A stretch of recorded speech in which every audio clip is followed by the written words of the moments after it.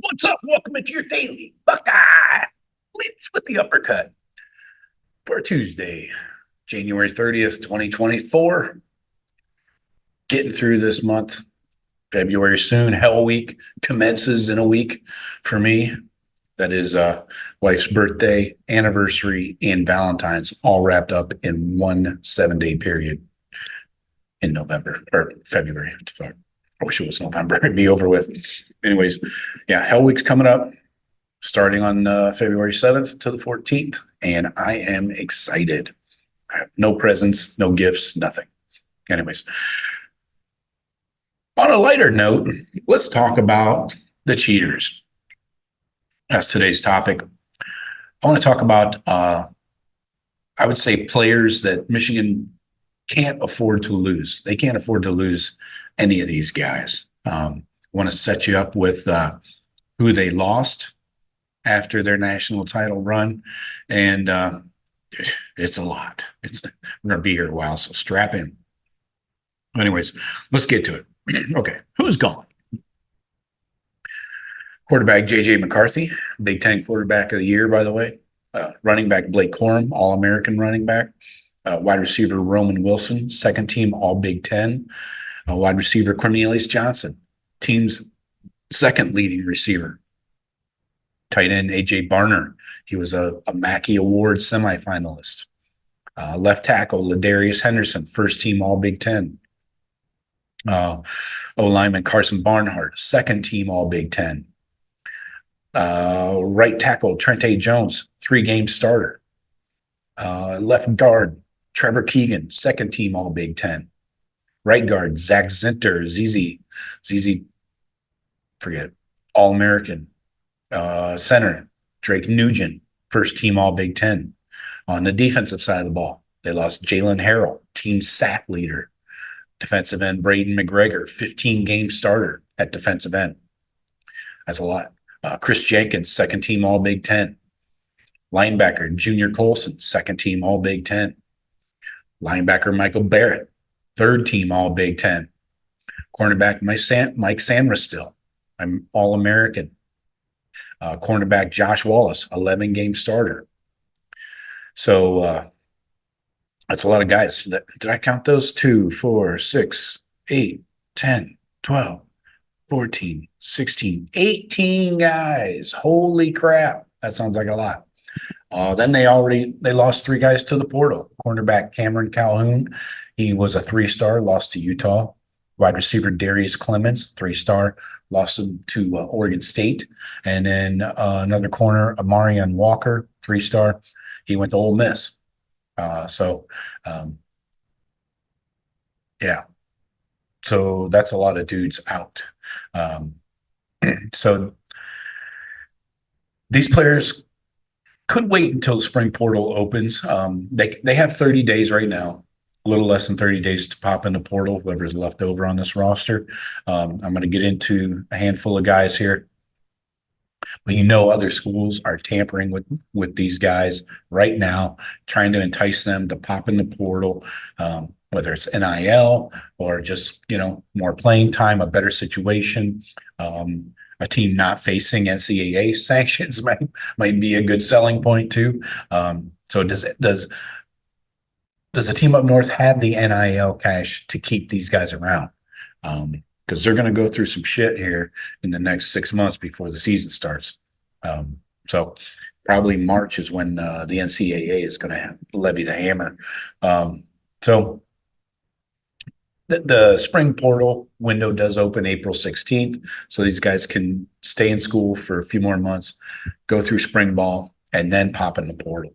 And again, they'll be tampered with again around that time. So let's start off with Donovan Edwards, the running back. He is 6'1", 210 out of West Bloomfield, Michigan. So he's an in-state guy, likes probably playing for the brand and all that shit. Yeah, he was nationally ranked number 42 in his class. He was 9.806. Again, seems like a 5-star to me, but whatever. Number 4 running back in his class. So, I think he has to I'm surprised he didn't go pro this year, honestly. But yeah, he said himself he had a frustrating 2023 season, but he came up huge when it mattered, running for 104 yards and 2 touchdowns on just 6 carries in the title game. He'll be the face of the Michigan offense next season with JJ and Blake Corum gone. But he may not want to be Sharon Moore's RB1, right? He had offers from all the SEC schools, visited Ohio State many times. He had offers from Oklahoma, Notre Dame, Texas. So since Sharon Moore, the offensive coordinator, gets promoted to head coach, Edwards will have to make a decision. Does the offensive game plan of run the ball down the other team's throat still exist now that it's Sharon Moore's team and not Harbaugh's? With no real quarterback option, a lot's going to be put on Edwards' shoulders, right? Is he up for it? Does he even want to get the Blake Corum treatment? Corum had 749 carries over his last 3 years. That's a lot, man. And for health's sake, having 2 running backs instead of 1 is better.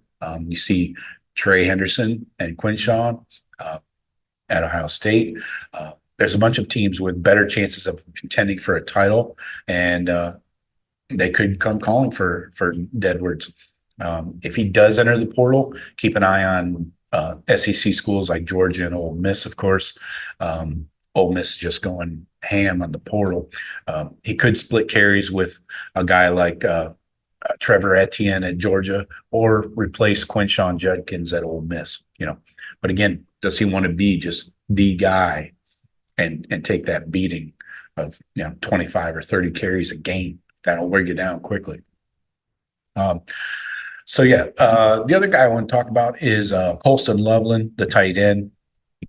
He's 6'5", 245. He is a 9.011 coming out of high school, class of 2022. So he cannot enter the NFL draft. So most of these guys are sophomores right now. He's out of Idaho. What the fuck? But he did have offers from Alabama, Michigan, obviously. So there's a chance Loveland is the number 1 tight end in the 2025 NFL draft. He's an elite athlete for his position with production as a sophomore, 45 catches, 650 yards, 4 touchdowns. He's the type of tight end the Wolverines can build an offense around. And when I'm going through these guys, you might want to consider if the Buckeyes would kick the tires on any of these guys. We don't need a Donovan Edwards, that's for sure. But I would consider a Colston Loveland, But maybe there's too much, hate between the two teams. I don't know. I'm not sure. I think it's different player to player, And would Ryan Day be willing to kick the tires on these guys? So next up is Mason Graham, D tackle. Again, he's class of 2022, 6'3", 318. D tackle. He's from Anaheim, California. Keep that in mind. He was a 4-star, a 9.110. Had a lot of offers across the country. He will get a ton of interest in the portal. Arguably the best NFL prospect on this defense, and a really good defense. He was a key piece of the Michigan pass rush. Last year, he posted 36 tackles, 7.5 TFLs, 3 sacks, and a 90 PFF grade. That's legit. Again, he's from Southern California, so maybe it's even more likely he could leave. And does NIL help with that? We'll see. Next up, Kenneth Grant, class of 2022, from Merrillville, Indiana, 6'3", 339. Coming out of high school, he was a 3-star, an 8.881, but that's one of the things the cheaters do, though. They develop guys really well. So he had offers from most of the Big Ten schools, and he had a great sophomore year with 29 tackles, 5 TFLs, and 3.5 sacks. During recruiting, he visited Ohio State, Wisconsin, and Cincinnati. It's but he's going to get even more looks from guys down south and out west if he pops in the portal. Last guy here is Will Johnson from Michigan, another in-state guy. So class of 22. So he's got one more year till he can pop in the draft. 6'2", 202. So great size for a corner, exactly what you want. Coming out of school, high school, he was a 5-star, a 9.924, number 15th nationally, number 3 corner in the class. So yeah, I definitely, if I'm looking for a corner, I would definitely consider him. He had coast to coast offers, Bama, USC, all of them. And he'll get a ton of attention from other teams. Buckeyes obviously don't need another corner. He's a former 5-star who kind of spurned Ohio State to go to Michigan. He lived up to his billing. He's a true lockdown corner for the last 2 years, and he comes up huge when the lights are brightest. He had a key interception against the Buckeyes and against Washington. So Will Johnson could leave since Jesse Minter followed Harbaugh to the Chargers. He's from Michigan, so staying home is always a possibility. But what happens with DB coach Steve Klinkscale at Michigan? Is he retained? Does he get promoted to defensive coordinator? What's the Wolverine defense even going to look like, from a schematic point of view? So all questions that these guys, especially Grant Graham and Will Johnson, gotta think about. They got a lot of moving pieces on that defensive side of the ball. So let me know what you guys think. If you have any interest in these 5 guys, Deadwards, Colston Loveland, Mason Graham, Kenneth Grant, or Will Johnson, hit me up in the comments, email, call, text, the usual shit. All right. Talk to you later. Go Bucks.